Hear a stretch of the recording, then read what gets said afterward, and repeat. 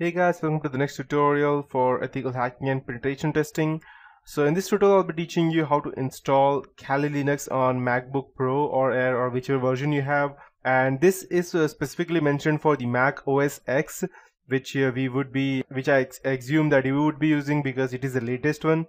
So the things that you would need would be the grub2, the refind, the specific boot thing which you would be using, and the pros of installing would be we would be using grub2 for EFI, which is simple and easy to use, and Mac OS X can be encrypted but requires extra work, and I would not be teaching you in this tutorial. And Kali Linux would be encrypted as well, and it will coexist with the Mac OS X. And Kali Linux bootable USB cannot be booted with the refind version.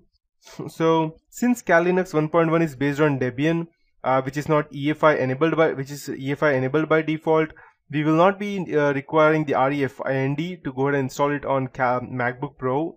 But still, just in case if you have any older version of MacBook, then you would require, if you have any version earlier than MacBook 2012, then you would require refind. So you can go on the Google on this website. I'll just go ahead and open here and let's search refind,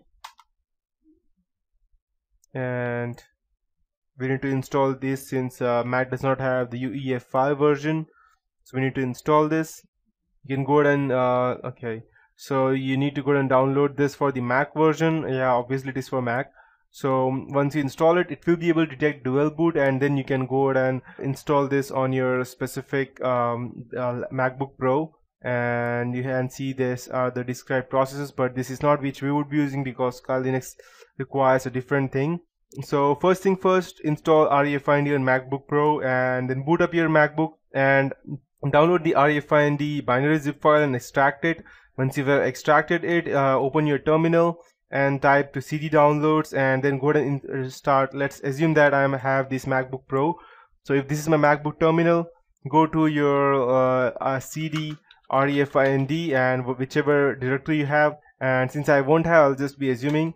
And once you have the specific folder, just going to type /install/sh, and it will install everything related to refind inside your MacBook Pro. And at the MacBook Pro OS X, execute the disk utility, create a new partition and make it as two, one for Macintosh HD, that's hard disk, and new one for Macintosh SD2.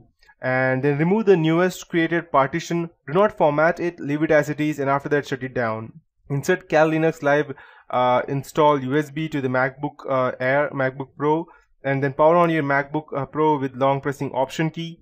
When the Kali Linux boot menu is displayed, select Live AMD64 and press the tab to add persistence at the end of the line.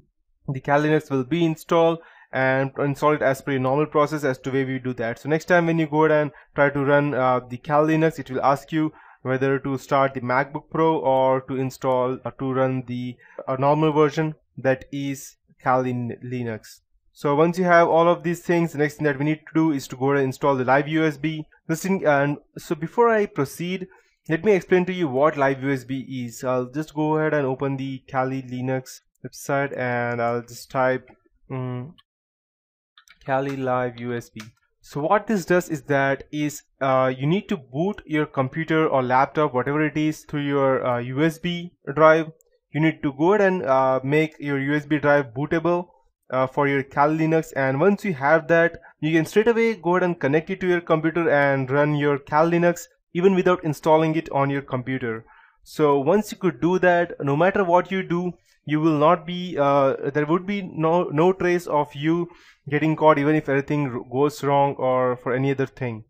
And just one more thing, if you go ahead and install the live USB, you won't be able to update that unless you go ahead and install the Kali Linux persistent. So, and you need to have the UNet boot in order for you to go ahead and convert your Kali Linux inside a USB to make it bootable. Or you can use the Win32 disk imager, which let me show you.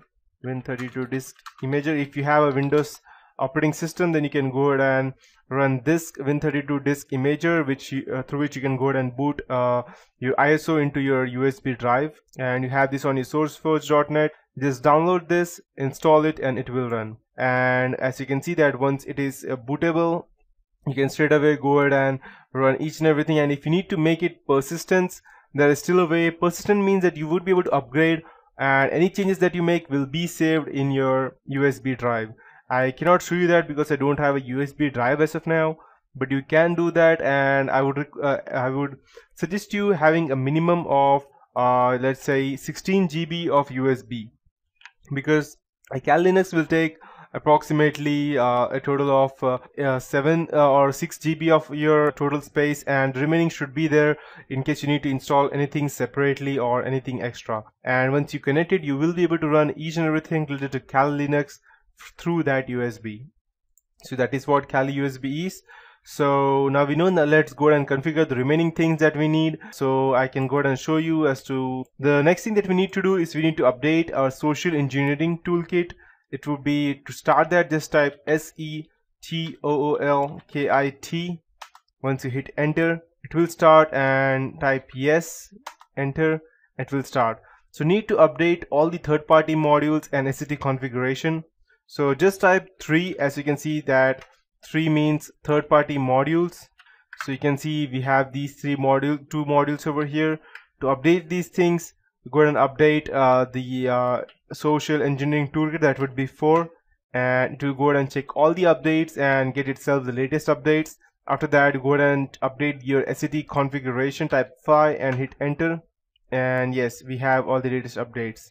The next thing that we would need to do would be to go ahead and update the MSF console. So I need to type MSF console, and we need to go ahead and update that so that, because sometimes what happens is that it's not updated along with your normal repositories. That's the reason we need to go ahead and specifically install that.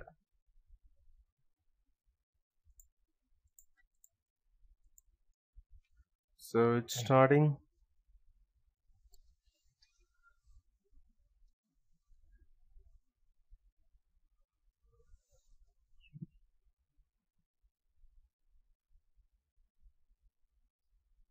It can take a bit of time to start, and the things that we need to go ahead and install would be let's check if we have the LibreOffice over here. Okay, we don't have the LibreOffice. Let me check. Okay, we don't have the LibreOffice, and as you can see that this is the Metasploit framework, which has 1389 exploits as of now, which out of which 788 are auxiliary, and 356 payloads, out of which 37 are encoders.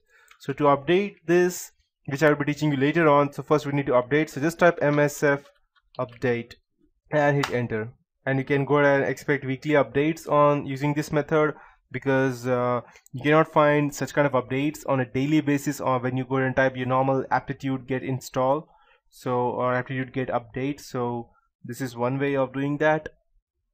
And along with this, we need to install the Java and the Adobe Flash as well. So we'll go ahead and also type apt get install open jre /sdk/ don't remember exactly, let's check. Okay, install Java Kali Linux, and install Adobe Flash, and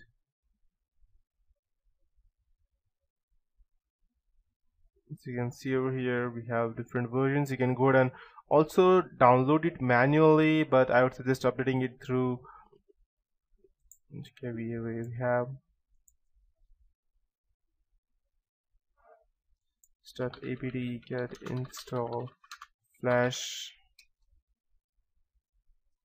and yeah, Flash plugin non-free. Perfect, we have it. So I'll just install this. Let's say if we have received any updates over here.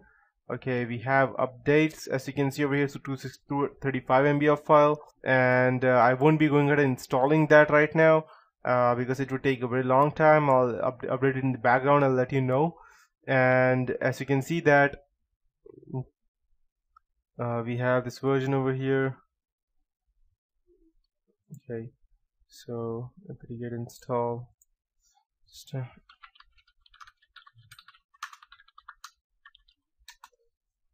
Okay, here we have it. I'll just copy that and paste it over here. apt-get install openjdk-7-jre, and yes, I need to install that. Yes. Okay, I did not press yes. That's the reason it was not able to authenticate it. And after that, we can also go ahead and type apt-get install flash plugin -non free, and it will get installed again. So these are the few basic things that you need to remember to go ahead and configure these things. And once you have all of these things ready, updating these things, upgrading and installing these specific things, after that we can go ahead and start attacking your Windows 7. And just make sure that you have all the updates. If you don't, then you will lose one or more important things which you may not be able to run under your computer. So that is it for this tutorial. In the next tutorial, we will be starting with the basic hacking stuff and footprinting and methodology.